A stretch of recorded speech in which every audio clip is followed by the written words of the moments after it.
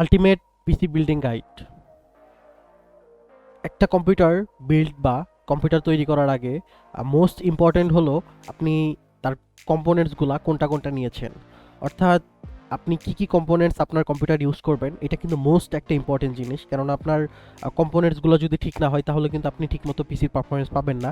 And কোন components আপনার জন্য প্রয়োজনীয় বা কী টাইপের কম্পোনেন্টস আপনার জন্য প্রয়োজনীয়, অথবা আপনি আপনার কম্পিউটারে গ্রাফিক্স কার্ড লাগাবেন কিনা, এটা কিন্তু মোস্ট ইম্পর্ট্যান্ট একটা জিনিস।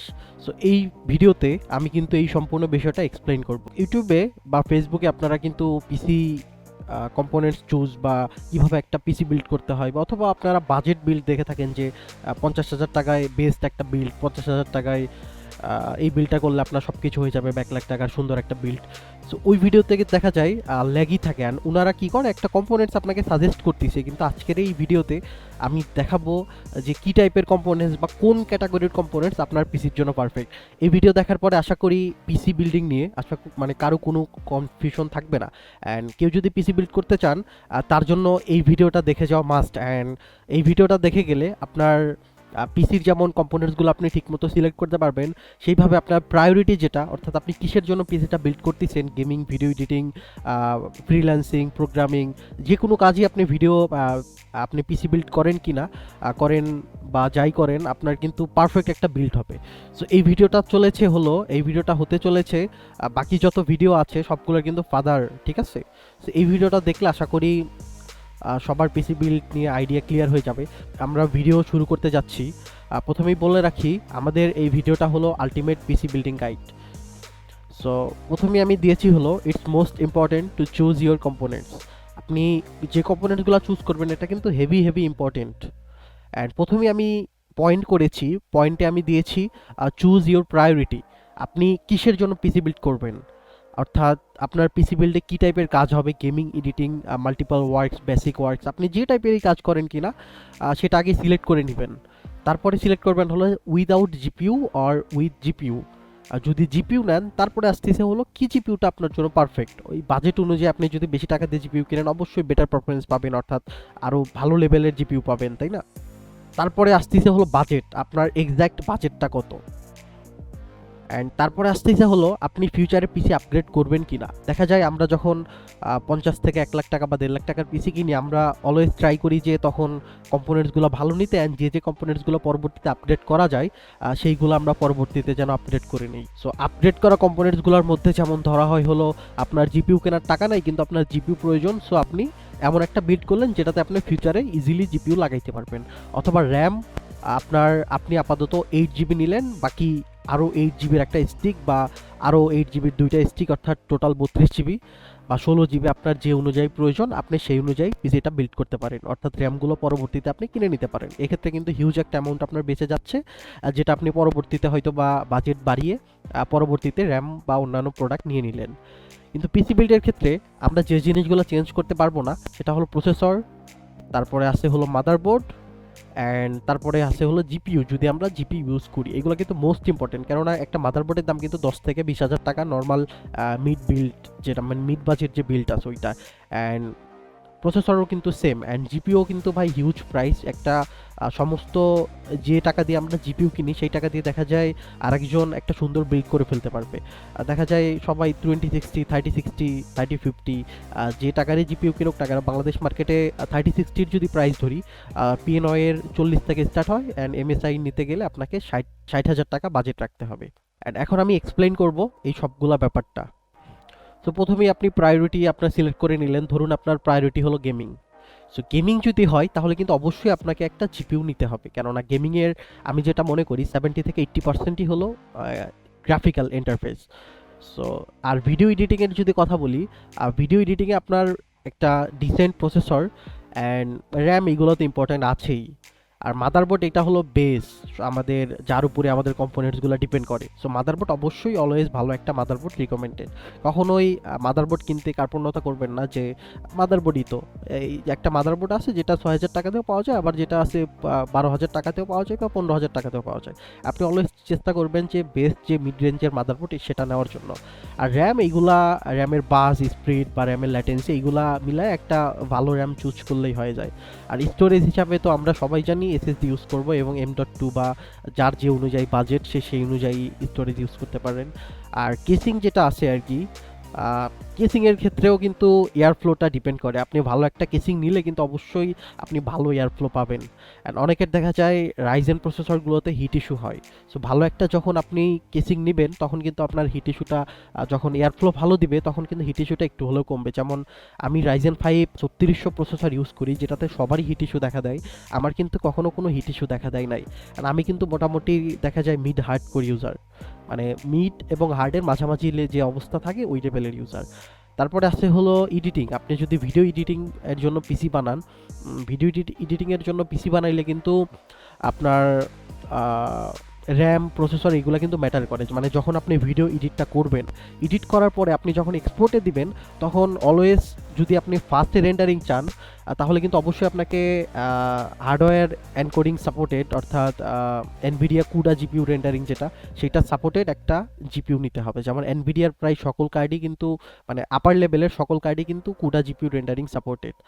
আমি যদি উদাহরণ দেই, ভিডিও এডিটিংয়ে আপনি যে জিপিইউটা নেবেন, আপনার জিপিইউ ছাড়া আপনার যদি 2 ঘন্টা লাগে, আপনার জিপিইউ নিলে রেন্ডারিংয়ে ওইটা কিন্তু 5 মিনিটেই হয়ে যাবে।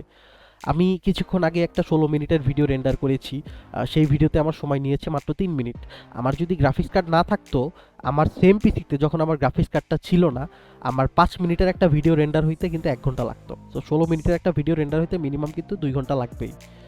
এখান থেকে কিন্তু ক্লিয়ার হওয়া যাচ্ছে একটা ভালো গ্রাফিক্স কার্ড ভিডিও এডিটিংয়ের ক্ষেত্রে কতটা জরুরি। আর তারপরে আসলে মাল্টিপল ওয়ার্কস। আপনার যদি গ্রাফিক্স কার্ডের কোনো প্রয়োজন না হয় তাহলেও আপনি ওইভাবে বিল্ড করতে পারেন। তখন আপনাকে ডিসেন্ট একটা প্রসেসর চুজ করতে হবে। আর ডিসেন্ট একটা প্রসেসর বলতে এই দিক থেকে এএমডির প্রসেসর, মানে জি সিরিজের যে প্রসেসরগুলো আছে এইগুলো কিন্তু আগায় থাকে। যেমন এককালের রাইজেন 5 3400G কিন্তু জাতীয় প্রসেসর ছিল, ওইটাতে যেমন ইনবিল্ট ভেগা গ্রাফিক্স আছে, যার ফলে ওইটাতে কিন্তু গেমিং প্লাস অ্যাভারেজ ওয়ার্কে কিন্তু দারুণ একটা পারফরমেন্স পাওয়া যেত। এখন বাজারে জাতীয় প্রসেসর হলো রাইজেন 5 5600G, যেটার প্রাইস রিসেন্টলি 16,000 টাকায় ড্রপ করেছিল। তো প্রসেসর এটাও কিন্তু আপনাকে এইভাবেই চুজ করতে হবে। প্রসেসর কিছুদিন পর পর আপগ্রেড হবে, যার ফলে আমি এখানে কোনো এক্সাক্ট প্রসেসরের নাম উল্লেখ করতে চাচ্ছি না, আপনাকে সেটা বাজার থেকে খুঁজে নিতে হবে যে এই প্রসেসরটা সবচাইতে বেস্ট হবে। আর ইন্টেল বিল্ড করেন আর রাইজেন বিল্ড করেন সেটা কিন্তু আপনার সম্পূর্ণ ব্যক্তিগত ব্যাপার, আপনার যে প্রসেসরটা ভালো লাগে। যেমন আপনি ছোটোখাটো গ্রাফিক্সের কাজ করবেন, কিন্তু আপনি জিপিইউ নেবেন না বা জিপিইউ কেনার মতো সামর্থ্য আপনার নেই, সো তাহলে কিন্তু আপনি রাইজেন 5-এর যে রাইজেনের যে জি সিরিজের যে প্রসেসরগুলো আছে এইগুলো কিন্তু অনায়াসেই নিতে পারেন।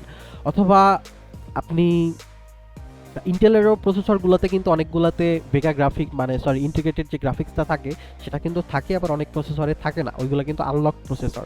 তো যেইগুলোতে থাকে ধরুন আপনি ওইটা দিয়ে বিল্ড করতে পারেন, ওইটা কিন্তু তেমন একটা ইফেক্ট ফেলে না। রাইজেনের 5600 জির সাথে, মানে জি সিরিজের প্রসেসরগুলোর সাথে আপনি যদি একটা জিপিইউ অ্যাড করেন তাহলে কিন্তু মানে ডিসেন্ট যে পারফরমেন্স প্রসেসরে সেটা কিন্তু পাওয়া যায় না। কেননা আপনি যখন একটা জিপিইউ ছাড়া, অর্থাৎ গ্রাফিক্স ছাড়া যখন একটা প্রসেসর নিচ্ছেন, ওইটাকে কিন্তু তার গ্রাফিক্যাল আউটপুটের জন্য আলাদা একটা গ্রাফিক্স কার্ড দিয়ে দিচ্ছেন, যার ফলে প্রসেসরটা কিন্তু তার যে পাওয়ার সেটা কিন্তু সর্বোচ্চ একটা আউটপুট দেওয়ার চেষ্টা করবে। অ্যান্ড বেঞ্চমার্ক, তারপরে ইউটিউবে আপনারা এগুলো নিয়ে অনেক ভিডিও পেয়ে যাবেন। একটু যদি রিসার্চ করেন, পিসি বিল্ড করার আগে যদি একটু ঘাটাঘাটি করেন তাহলে কিন্তু এটা নিয়ে সুন্দর একটা আইডিয়া পেয়ে যাবেন। তারপরে আসতেছে বেসিক ওয়ার্কস। আপনার যদি গ্রাফিক্যালে, মানে জিপিইউ এর কোনো প্রয়োজনই না হয়, অর্থাৎ গ্রাফিক্যাল আপনি কোনো কাজে যদি না করেন বা জিপিইউ রিলেটেড কোনো কাজে যদি না করেন, তাহলে আপনি তখন আপনার ইচ্ছা মতো যে বিল্ড করতে চান, আপনার কী রকম প্রসেসর দরকার, আপনার কী রকম র্যাম দরকার, আপনি কিন্তু এরকম বিল্ড করতে পারেন। আসলে পিসি বিল্ড মানেই যে একদম 1-2 লাখ টাকার পিসি, ব্যাপারটা এমন না। আপনি 50,000 টাকাতেও কিন্তু সুন্দর বিল্ড করতে পারেন। যেমন রাইজেন 5 5600G দিয়েও কিন্তু 30-40 হাজারে অনেক সুন্দর বিল্ড করা যায়। সো এইগুলা আপনাকে একটু খুঁজে নিতে হবে আপনি কী টাইপের বিল্ড করতে চান। বা আমাকে যদি আপনি বাজেট বা প্রায়োরিটি লিখে মেসেজ করেন, আপনার ডিসকর্ড সার্ভারে কিন্তু আপনি মেসেজ করতে পারেন। আমি কিন্তু এখানে চেষ্টা করব আপনাকে আপনার যে বেস্ট বিল্ড, মানে অ্যাকর্ডিং টু মার্কেট, সেটা দিয়ে দেওয়ার। আর মার্কেট ভ্যালু বাংলাদেশের ওইটা তো বাদই দিলাম, বাংলাদেশের মার্কেট সিচুয়েশনের উপরেও কিন্তু অনেক কিছু ডিপেন্ড করে। যেমন আমি কিছুদিন আগে যখন 3060 কিনতে যাই, তখন এমএসআই এর যে 3060টা ছিল সেটার প্রাইস ছিল ৪৭,০০০, ২ দিন পরেই ওটার প্রাইস বাইরে হয়ে যায় ৬০,০০০ টাকা। তো আমার পক্ষে কিন্তু আর এমএসআই এর কার্ড নেওয়া সম্ভব হয় না। তো মার্কেটের কি অবস্থা, মার্কেটে কীরকম প্রাইস চলতেছে, এইটার উপরেও কিন্তু ডিপেন্ড করে আপনাকে পিসি বিল্ড করতে হবে। অ্যান্ড বাংলাদেশের মার্কেটে আর কি একটা সিস্টেম আছে আর কি, তারা সব কম্পোনেন্টসের দাম এমনি এমনি বাড়ায় না। তাদের যে কম্পিউটার মানে কমিটি আছে, অর্থাৎ বিসিএস কম্পিউটার সিটিতে যে বিসিএস ইয়াটা আছে, যেমন এরা কিন্তু আসলে দাম নির্ধারণ করে, প্লাস আপনি চাইলেই একটা মানে সব কিন্তু আপনাকে নর্মালি কম প্রাইসে দিবে না। সো তাদেরকেও কিন্তু একটা লিমিট দিয়ে দেওয়া হয়, যার ফলে তারা প্রসেসরের দাম বাড়িয়ে দেয় বা আমাদের পিসি কম্পোনেন্টসগুলোর দাম বাড়িয়ে দেয়। সো এইভাবে কিন্তু আপনি আপনার সুন্দর একটা বিল্ড করতে পারেন। আমি কিন্তু চারটাই এক্সপ্লেইন করলাম যে আপনি কী টাইপের কাজ করবেন। সো গেমিং অ্যান্ড এডিটিংয়ের ক্ষেত্রে অবশ্যই একটা ভালো জিপিইউ মাস্ট, অ্যান্ড মাল্টিপল ওয়ার্কসের ক্ষেত্রে আপনার এটা যদি মিড রেঞ্জ বা আপনার যদি ভেগা গ্রাফিক্স দিয়ে কাজ হয়ে যায়, তাহলে কিন্তু আপনি জি সিরিজের প্রসেসরগুলো চুজ করতে পারেন। অ্যান্ড বেসিক ওয়ার্কসের জন্য আপনি ইন্টেলের যে ডিফল্ট প্রসেসর বা এই টাইপের যে প্রসেসরগুলো আছে এগুলো ইউজ করতে পারেন। তবে এই দুইটার জন্য আমি অলওয়েজ সাজেস্ট করব জি সিরিজের প্রসেসরগুলো নেওয়ার, কেননা রাইজেন কিন্তু জনপ্রিয় হওয়ার পিছনে এই একটাই রিজন, তাদের জি সিরিজের যে প্রসেসরগুলো আছে ওইগুলার ফলেই কিন্তু রাইজেন প্রসেসরের জনপ্রিয়তা এত বেড়ে যায়। সো এই হলো একটা পিসি বিল্ডের মোটামুটি ধারণা। অ্যান্ড পাওয়ার সাপ্লাই কিন্তু ইম্পর্টেন্ট। অলওয়েজ ট্রাই করবেন সার্টিফাইড পাওয়ার সাপ্লাই নেওয়ার, 80+ bronze certified, gold certified, platinum certified. So power supply কিন্তু একটা মেইন ইম্পর্টেন্ট জিনিস, কারণ এইটার মাধ্যমে কিন্তু আপনার পিসিতে পাওয়ার সোর্স আসতেছে। সো এইখানে যদি কোনো ঝামেলা হয় তাহলে কিন্তু আপনার কম্পোনেন্টস ড্যামেজ হওয়ার চান্স থাকে। অলওয়েজ ট্রাই করবেন রেকমেন্ডেড বা রেপুটেটেড ব্র্যান্ডের পাওয়ার সাপ্লাই নেওয়ার জন্য। সো এই ছিল আমাদের আজকের ভিডিও। আশা করি ভিডিও নিয়ে কারো কোনো সন্দেহ নেই। অ্যান্ড তারপরে যেটা আছে সেটা বলে রাখি, মনিটর অ্যান্ড আদার কম্পোনেন্টস, অর্থাৎ মনিটর এবং কিবোর্ড মাউস বা অনেকে স্পিকার নিতে চায়, এইগুলো আপনার চয়েস এবং বাজেট অনুযায়ী কিন্তু আপনারা এইগুলো মার্কেট থেকে নিতে পারেন। এইগুলো নিয়ে তো আর স্পেসিফিক ভিডিও বানানো সম্ভব না, তবে ট্রাই করবেন যেটার পপুলারিটি সবচাইতে বেশি। অ্যান্ড ইউটিউবে যদি এগুলো নিয়ে সার্চ করেন এইগুলা কিন্তু পেয়ে যাবেন যে বেস্ট মাউস ইন 1K। অর্থাৎ আমি যে মাউসটা ইউজ করতেছি সেটার যদি উদাহরণ দিই, আমি যে মাউসটা ইউজ করতেছি এটা হলো ওরাসের মেবি এম ওরাসের M2 মাউসটা। সো এইটা আমি কিনেছিলাম হলো মেবি ১,০০০ থেকে ১,২০০ টাকার মধ্যে এটার প্রাইস ছিল। সো এটা কিন্তু ডিসেন্ট একটা মাউস আমি পেয়েছিলাম এই বাজেটে, সো আমি ওই হিসাবে নিয়ে নিই। অ্যান্ড কিবোর্ডের মধ্যে আপনার যদি বাজেট থাকে আপনি মেকানিক্যাল কিবোর্ড নিতে পারেন। মেকানিক্যাল কিবোর্ড আপনার বাজেট অনুযায়ী বা বাজারের যে সেরা কিবোর্ড ওইটা নেবেন। আর বাংলাদেশের ওয়ারেন্টি নিয়ে তো কথাই নাই বলি, ওয়ারেন্টি ক্লেইমে গিয়ে অনেক কিন্তু ভোগান্তি পোহাতে হয়, অনেক এগুলার উদাহরণ রয়েছে। ওয়ারেন্টি নিয়ে আমি চেষ্টা করব বাংলাদেশের বেস্ট ওয়ারেন্টি সার্ভিসটা কিভাবে পাওয়া যায় এটা নিয়ে একটা ভিডিও মেক করার। এই ছিল আজকের ভিডিও, আলটিমেট পিসি বিল্ডিং গাইড। ভিডিও নিয়ে কারো কোনো কনফিউশন থাকলে অবশ্যই কমেন্টে জানাবেন বা আমাকে ডিসকর্ডে মেসেজ করতে পারেন কারো যদি একটা বেস্ট বিল্ডের প্রয়োজন হয়। আমি সবাইকে কিন্তু অ্যান্সার দেওয়ার চেষ্টা করব। আর আমার ভিডিওটি ভালো লাগলে অবশ্যই কিন্তু একটা লাইক দিবেন অ্যান্ড সাবস্ক্রাইব করে কিন্তু আমাকে সাপোর্ট করবেন।